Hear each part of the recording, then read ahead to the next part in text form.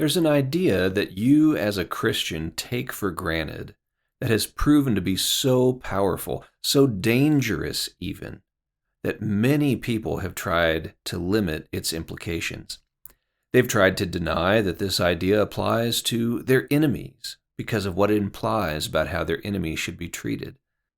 Some in power have tried to deny that it applies to their subjects so that they can justify their oppressive behavior. What is this idea?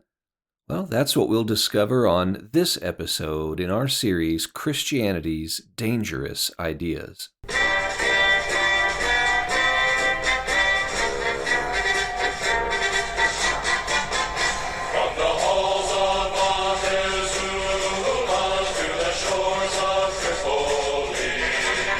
From the halls of Montezuma, Kansas, that is, to wherever you may be, this is the Sure and Secure Podcast, a ministry of Morningside Community Church, helping you become sure that Christianity is true and that your salvation is secure through Jesus Christ.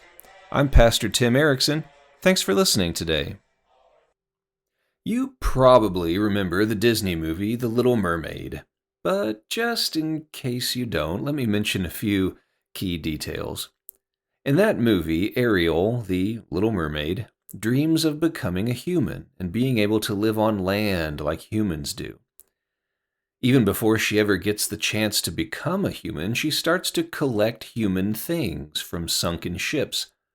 She treasures those items even though she has no idea what they actually are.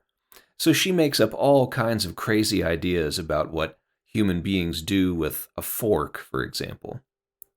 Ariel's imagination reminds us of a very interesting insight. Before you can know what something is supposed to do, you have to know what it is. She didn't know what all of those treasures were, so she was way off base about what they were supposed to do. That same principle applies when we think about how human beings are supposed to live and act in this world. What I am defines what I am supposed to do. It makes a big difference. If I am simply a highly evolved animal, for example, or if I am in a different category from animals altogether. Today, we're going to take a look at another one of Christianity's dangerous ideas, and the idea we'll consider today is this: human beings were created in the image of God. As I said in the intro, this is an idea that you probably take for granted every single day, and yet it is very dangerous to some other ideologies in our world, and it is also very dangerous to the sins that want to run our lives. Well, we'll get to each of those things in turn, but first, let's see where we discover this idea in the Scriptures.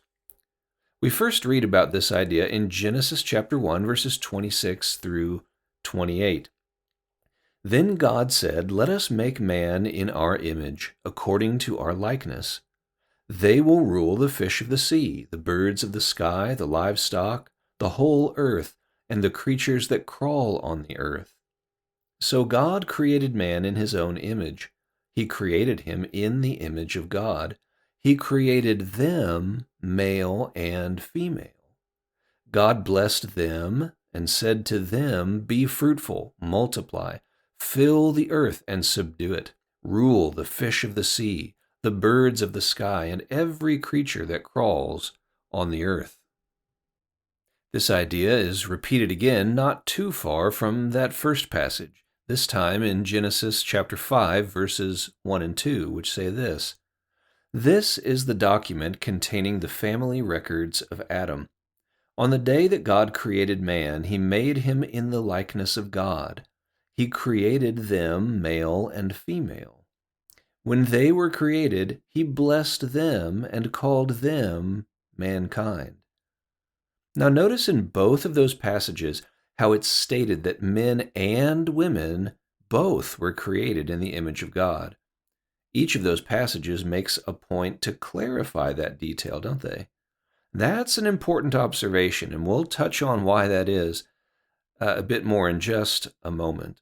Now, the gist of this idea that we were created in the image of God is that when God made us, he used himself as the basic blueprint, so to speak.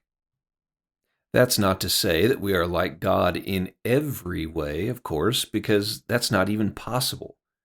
For example, God had no beginning to his existence.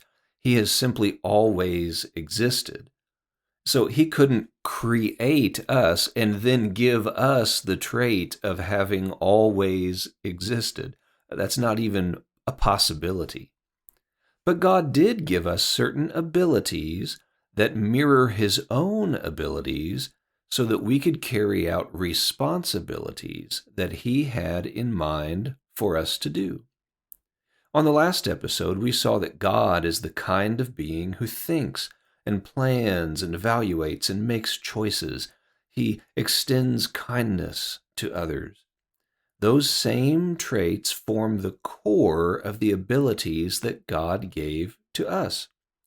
We can see those traits on full display in Genesis chapter 2, when Adam named the different animals that God had created.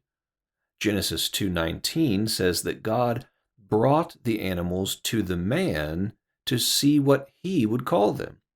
And whatever the man called every living creature, that was its name. Now, in that process, we see Adam thinking and evaluating and making choices and decisions. Now, that act of naming the animals also demonstrates a part of mankind's responsibility, which was clearly spelled out in the first passage that I read from Genesis 1:26 through 28.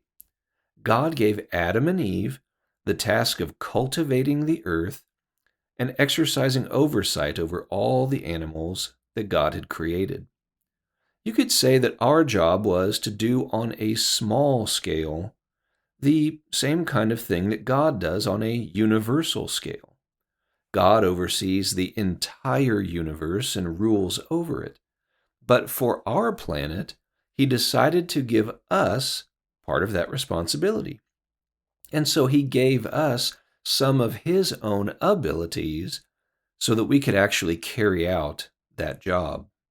Let me give you a couple illustrations here to help you understand this whole idea just a bit more. First off, think of someone who has power of attorney for another person. Maybe you have served in that role for someone else already in your life. A person in that role is given the ability and the responsibility to make decisions for someone else in order to carry out that person's wishes, especially when that person can no longer make decisions for himself or herself. Now, God obviously didn't need our help to look after the earth or to care for it or cultivate it, but he gave us the tremendous honor and privilege of sharing in his role. So, in a way, we could say that God gave us limited power of attorney over the earth. He gave us the responsibility to make decisions in caring for it and cultivating it. And he gave us the requisite abilities that would allow us to carry out that responsibility. Or for another illustration, think of a babysitter. When you leave your kids with a babysitter, you give that person the ability and responsibility to essentially play your role in the home while you're gone. You expect your children to obey the babysitter. You expect the babysitter to take care of their needs and even make important decisions if some kind of emergency comes up while you're gone. So on a limited scale, the babysitter plays your part in your place. And similarly, on a limited scale, we play the part of God on this planet in the sense of looking out for it and cultivating it. We could say that we are like God's on-site representatives. So to borrow a phrase, in this Christian point of view, human beings are kind of a big deal. We were made for a very significant purpose, and for that reason, God made us unique from all the other creatures He had made. He gave us the ability to do a few of the same things that He can do, and that fact makes us very unique and valuable. But this idea that human beings are created in the image of God is very dangerous to certain other points of view in our world. Let's consider first off atheism. Most atheists today are also Darwinists, which means they believe that all living things have a common ancestor. In that point of view, there is no essential difference between humans and animals. Yes, of course, they would acknowledge that we have token differences. Dogs happen to have a great sense of smell. Cheetahs happen to be extremely fast. Birds happen to have wings that allow them to fly. Human beings happen to have large brains and thumbs that allow us to grip things. But at the end of the day, those differences are inconsequential to what we ultimately are. They don't make humans and animals different kinds of things in the Darwinist view. We are ultimately the same kind of thing. But notice how that point of view strips human beings of any kind of special dignity or value as compared to animals. The Christian point of view puts us in a distinct category above animals. And that's why we're called to watch over them from a position of superiority. But the atheistic point of view puts us in the same category as animals, and so ultimately it robs us of any special significance or value. We can also contrast the Christian point of view with that of Islam. Islam has a similar idea to ours that man is created in the image of God, but there is one major difference. Islam does not stress that men and women were both created in the image of God. Remember that Genesis 1 and Genesis 5 both emphasized that men and women alike are created in the image of God. The Quran does not contain that same emphasis. In fact, the Quran doesn't even say anything about how Eve was created. That small difference in the creation story creates a wide chasm between the way that Christians view women and the way that Muslims have traditionally viewed women. The Islamic view has led to terrible oppression of women in Muslim cultures. Women have often been forced to put up with husbands who marry multiple wives. They are commonly denied helpful assets like an education. In some places, women have even been forced to submit to surgical procedures that rob them of certain physical joys and pleasures of life. But from the Christian point of view, because the Bible stresses the equal value and dignity of men and women, we have a vastly different picture of the relationship between the sexes. That's why, for example, we find a command like this given to husbands in Ephesians chapter 5. Husbands, love your wives as Christ loved the church and gave himself up for her. In the same way, husbands should love their wives as their own bodies. He who loves his wife loves himself.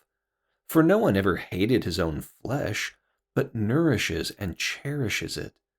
Therefore a man shall leave his father and mother and hold fast to his wife, and the two shall become one flesh.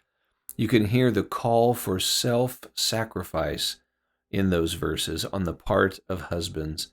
Husbands are to sacrifice of themselves for the well-being of their wives, because women have tremendous value as creatures made in the image of God.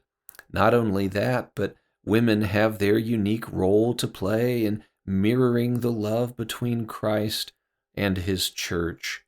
And so, because of the Christian emphasis that men and women are both made in the image of God, our view toward women, our treatment of women, has been very different than what we have traditionally seen in Islamic cultures. Now, that command from Ephesians 5 also begins to show us how the idea that we are all created in the image of God is dangerous to our own sinful desires. It's dangerous to a husband's sinful temptation to domineer his wife and to rule over her in a cruel way. We could think of many of our other sinful desires as well. This idea is dangerous to our selfishness, because when we're selfish, we're acting as though we have a value and importance that other people don't have. But that's simply not true, is it? Because we are all made in the image of God. I cannot claim any special value over another human being because that other person is made in the image of God just like I am. This idea is also dangerous to our anger. When we lash out at someone with our words or our actions, we are abusing someone who bears the very image of God himself. James made precisely this point in James chapter 3 when he warned us to be careful about how we speak. He wrote this in verses 8 through 10. No human being can tame the tongue. It is a restless evil full of deadly poison. With it we bless our Lord and Father, and with it we curse people who are made in the likeness of God. From the same mouth come blessing and cursing. My brothers, these things ought not to be so. This idea is also dangerous to our feelings of jealousy. Jealousy is closely tied to the thought that I am more valuable than another person is. And for that reason, I think I deserve the recognition that they're receiving, or I think I deserve the things that belong to them, because after all, I consider myself to be more valuable than they are. But that's simply not true given this reality, that all of us are made in the image of God. This idea is also dangerous to any racist attitudes that may pop up within our hearts. The idea that someone is less valuable than I am simply because of his ethnicity has borne deadly fruit over the years, especially when that thought has morphed into the idea that the other person is actually less than fully human. 6 million Jews lost their lives in the Holocaust because of that distorted idea. Slavery was perpetuated in the United States because of that idea. We should never be guilty of harboring any racist attitudes. That's a good reminder for us right now in this cultural moment in the United States, as there is so much tension in our country over the issue of immigration and how the Trump administration is dealing with immigration concerns right now. Now, there are valid political disagreements that can be hashed out in that whole discussion, but we had better make sure that our attitudes and our conclusions as we think about that are never driven by an attitude of racism. Now, finally, let me apply today's dangerous idea to the claim we often hear in our culture that respect has to be earned. Sometimes people give themselves a free pass on bad behavior because they say, well, so-and-so just hasn't earned my respect. I'm free to be disrespectful toward him because he just hasn't earned my respect. Well, according to the Christian point of view, every human being has tremendous value and significance simply because he or she is made in the image of God.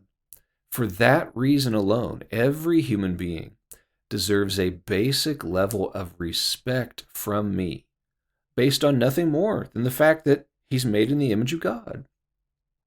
Now, sometimes I think we buy into that slogan that respect has to be earned because we're confusing respect with admiration. And those are actually different ideas with a big difference between them. It is true that you shouldn't admire someone if he doesn't deserve it. You shouldn't admire someone who is behaving badly, for example. Nevertheless, his behavior doesn't give you a license to treat him with disrespect. It's helpful to think of respect as being the basic level of politeness or civility that you ought to extend just to everyone. So don't allow yourself to think that someone has to earn polite treatment from you, because that's just not true. Instead, revere and respect your Creator and His by choosing to respect your fellow man who shares with you in bearing the image of God. Well, I want to thank you for listening to this episode today. I hope it's been a blessing to you. If it has, wouldn't you consider sharing it with someone else who might also receive a blessing from it? And as I always like to say, thank you for giving me the opportunity to hopefully teach you something to the glory of God.